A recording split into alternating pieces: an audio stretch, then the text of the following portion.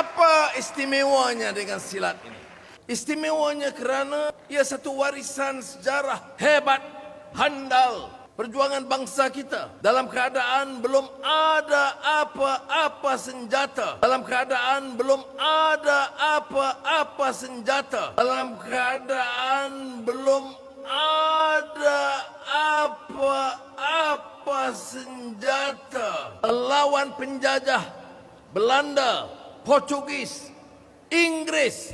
Alfonso mengakui meriam milik tentera Melaka jauh lebih baik daripada Portugis sendiri. Malah tentera Melaka digambarkan sangat terlatih dalam ilmu peperangan. Hakikatnya, Kesultanan Melayu Melaka bukan sahaja memiliki kekuatan ketenteraan yang hebat, malah mempunyai senjata api yang jauh lebih canggih daripada kuasa Eropah pada zaman itu. Kesultanan Melaka pada abad ke-15 memiliki ribuan senjata api yang terdiri daripada meriam besar, lela, rentaka dan istinggar. Mereka menemui antara 3,000 hingga 8,000 pucuk senjata api di kota bersejarah ini. Alfonso de Albuquerque yang mengetuai Portugis menyerang Melaka turut menceritakan penemuan meriam diperbuat dari tembaga dan besi di Melaka. Menurutnya, meriam milik tentera Melaka itu jauh lebih baik daripada yang digunakan Portugis sendiri. Bengkel-bengkel tukang besi Melayu memiliki kemahiran tinggi dalam menempa besi dan tembaga untuk menghasilkan senjata api yang bermutu. Antara senjata utama milik tentera Melaka termasuklah meriam besar yang digunakan untuk mempertahankan kota dan kapal perang, manakala lela dan rentaka, iaitu meriam kecil yang lebih ringan, dipasang pada perahu perang. Tentera Melaka turut memiliki senjata api dipanggil istinggar, iaitu senapang patah siap dengan kancing sumbu yang digunakan bagi melancarkan serangan jarak jauh.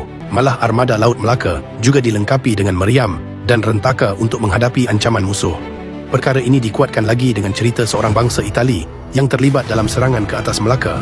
Dia menceritakan tentang penggunaan pelbagai jenis senjata api canggih oleh tentera Melaka hingga menyebabkan ramai askar Portugis kehilangan nyawa dalam serangan itu. Tentera Melaka turut digambarkan sangat terlatih dalam ilmu peperangan serta memiliki simpanan senjata yang bermutu. Bangsa Melayu bukanlah bangsa lemah, tetapi memiliki teknologi perang yang maju dan angkatan tentera yang hebat.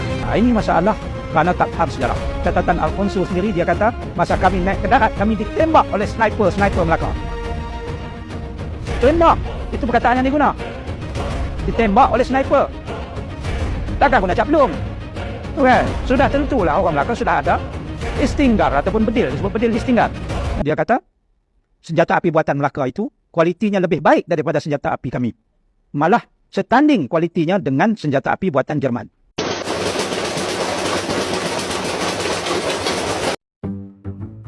Kita ni sepatutnya kalau dah lulusan UM tu, sastra pula, pandai berpidato pula, sepatutnya tak fail bab sejarah ni. Ingatkan nak spin ekonomi, sara hidup, apa semua je. Dengan sejarah-sejarah pun nak spin.